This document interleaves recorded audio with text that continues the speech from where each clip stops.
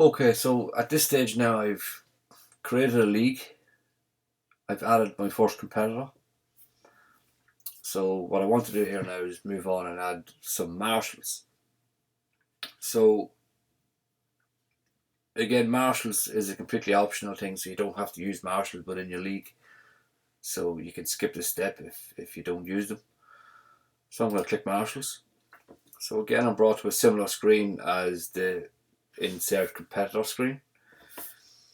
But because I've added a competitor in the last video and marked them to be available for marshal selection, I can now start populating assets from my participant library. So instead of adding a new marshal, this time I'm going to select add from library. So now you'll see that Richie McMullen is available to marshal this league.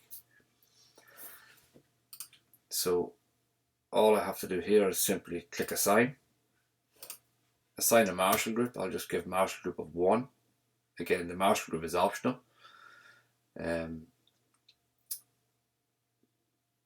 But it's an important aspect when you want to relate a marshal group to a particular route or round. So I definitely advise assigning a marshal group.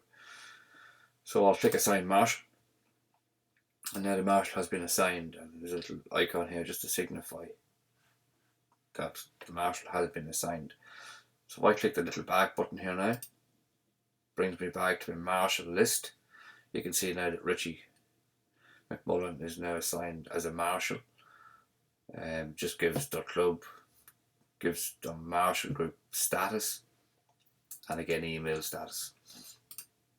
So again, I have the same options here as a competitor. I can resend verification. I can edit the marshal. I've got options here to remove marshals and so forth. So that's how you add a marshal.